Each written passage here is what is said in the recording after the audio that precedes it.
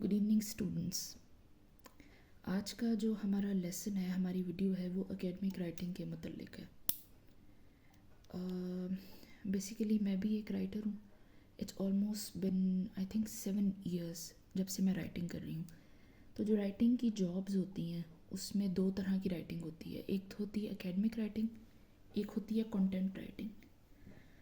अब इनमें भी बहुत तरह की जो है वो टाइप्स होती हैं। एकेडमिक राइटिंग की अपनी जो है वो 7, 8, 10, 12 टाइप्स होती हैं। मतलब जिस तरह की फॉर्मेटिंग में उसको लिखा जाता है उस हवाले से मैं आपको बता रही हूँ। इसी तरह से कंटेंट राइटिंग का भी यही हिसाब किताब है। तो व्हाट आई थॉट इज़ कि थोड़े से लेसन्स प्लान कर लेने चाहिए।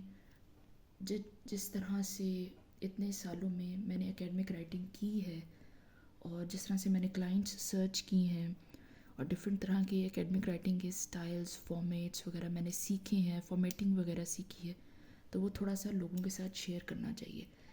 बहुत सारे लोग ऐसे हैं जो कि एकेडमिक राइटिंग करना चाहते हैं लेकिन उनको नहीं पता कि इसको किस तरीके से शुरू किया जाए, बेसिकली किस तरह का राइटिंग स्टाइल होता है ये, और किस तरीके से जो है वो बहुत तरह का काम आता है इसमें, उसको किस तरीके से टैकल किया जाता है। तो हम इसके छोटे छोटे करके काफ़ी सारे लेसन्स बनाएंगे और उसमें मैं आपको थोड़ा थोड़ा करके सारा एकेडमिक राइटिंग के बारे में सिखाऊंगी। ज़रूर आप वीडियो को पूरा देखें, उन सारी वीडियोस को फॉलो करें अगर आप एकेडमिक राइटिंग के बारे में सीखना चाहते हैं। क्लाइंट्स किस तरह से लेने हैं, कहाँ से लेने हैं, कौन कौन से तरीके होते हैं कि जिस तरीके से हम क्लाइंट्स को पिच कर सकते हैं और किस तरह से क्लाइंट्स ग्रैब कर सकते हैं, ये सब भी आपको सिखाया जाएगा।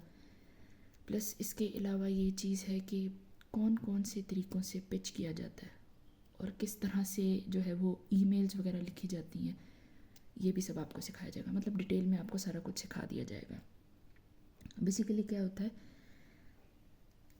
कि एकेडमिक राइटिंग जो है वो कंटेंट राइटिंग से ऑलमोस्ट बिल्कुल डिफरेंट होती ये भी रिसर्च बेस्ड है, लेकिन एकेडमिक राइटिंग में कंटेंट राइटिंग से काफ़ी ज़्यादा रिसर्च की ज़रूरत पड़ती है।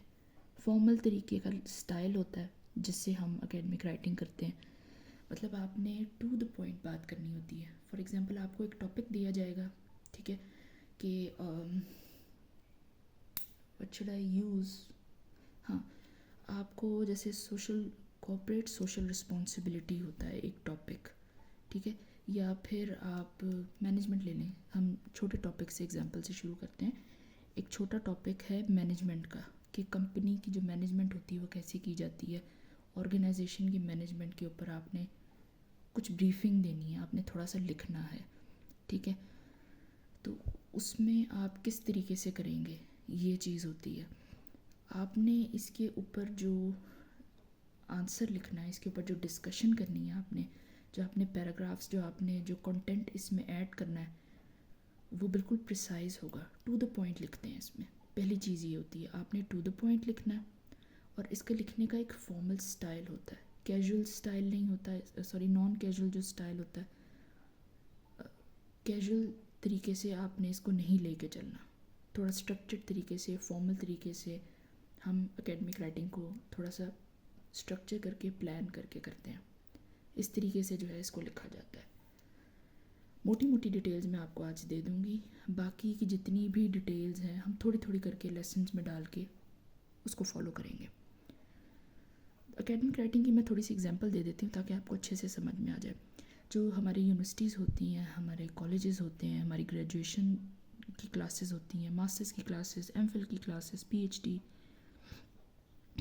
इनमें जो असाइनमेंट्स दी जाती है स्टूडेंट्स को, असाइनमेंट्स होगी या फिर रिसर्च पेपर्स होते हैं, ऑफ कोर्स आप लोगों को पता होगा, रिसर्च आर्टिकल्स होते हैं, थीसिस जिसके बारे में सब ने बहुत ज़्यादा सुना होता है, जो थीसिस होते हैं ये सब एकेडमिक राइटिंग में आता है। हमारी बुक्स भी एकेडमिक राइटिंग का एक बहुत बड़ा हिस्सा होती हैं।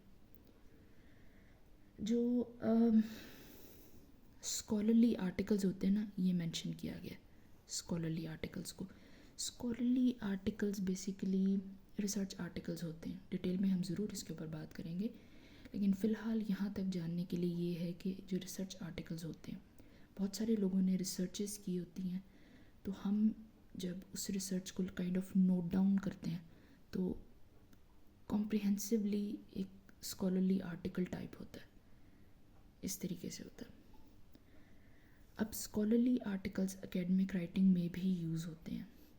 ये यहाँ पे इसीलिए मेंशन किया गया है कि ये बहुत इम्पॉर्टेंट होते हैं एकेडमिक राइटिंग में। जो हमारी एकेडमिक राइटिंग होती है ना, वो बिल्कुल ऐसा नहीं है कि आप अपना सिर्फ ओपिनियन शेयर कर सकते हैं, ऐसा नहीं होता। उसमें आपको फैक्ट्स को और रिसर्च बेस्ड आपने लिखना होता है।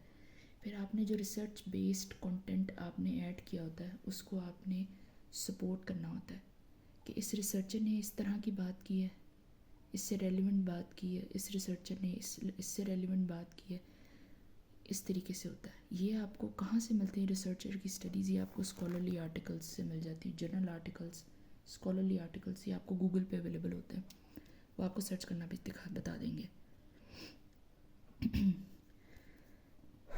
ओके, अब एक ओवरऑल बात कर लेते हैं एकेडमिक राइटिंग के टाइप्स के बारे में। ऐसे राइटिंग होती है, थीसिस राइटिंग होती है, केस स्टडीज़ होती हैं, डिस्कशंस का काम आता है आपके पास, रिसर्च आर्टिकल्स होते हैं। आर्टिकल्स बहुत तरह के लिखने को आते हैं आपके पास, ठीक है। वन वन करके उसके ऊपर बात हो जाएगी। फिर असाइनमेंट्स होती हैं स्टूडेंट्स की। अब हर असाइनमेंट की अपनी रिक्वायरमेंट होती है, लेकिन जब आप अच्छे तरीके से एकेडमिक राइटिंग पे आपकी ग्रिप हो जाती है तो फिर ये प्रॉब्लम आपको फेस नहीं करनी पड़ती। फिर जिस तरह की भी असाइनमेंट आपको आती है, डिपेंड करता है सब्जेक्ट के ऊपर, तो फिर आप उसको डील कर लेते हैं। आपकी हर किसी की अपनी सब्जेक्ट की एक्सपर्टीज़ होती है, ऑफ कोर्स उसी से रेलिवेंट आप काम उठाएं।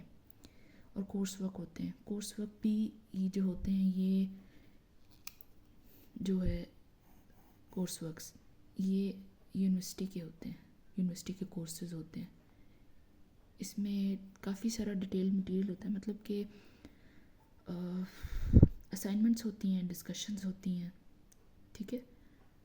जैसे हमारे यूनिवर्सिटी के कोर्सेज होते हैं, मैनेजमेंट का कोर्स हो गया, फाइनेंस का कोर्स हो गया, सोशियोलॉजी का कोर्स हो गया, सब्जेक्ट जिसे कहते हैं, उसका कोर्स होता है ना, 4 हफ्ते का, 8 हफ्ते का, 2 महीने का, 3 महीने का, उसी को कहते हैं कोर्स वर्क। इसमें फिर आपकी डिस्कशंस होती हैं, एग्ज़ाम्स होते हैं, असाइनमेंट्स होती हैं आपकी, क्विज़ेस होते हैं, इस तरह से होता है। और फाइनल एक रिपोर्ट होती है, जिसे रिसर्च आर्टिकल कहें, रिसर्च रिपोर्ट कहें, रिसर्च पेपर कहें, थीसिस कहें, डायसर्टेशन कहें, आप जो भी कहें, ये चीज़ होती है।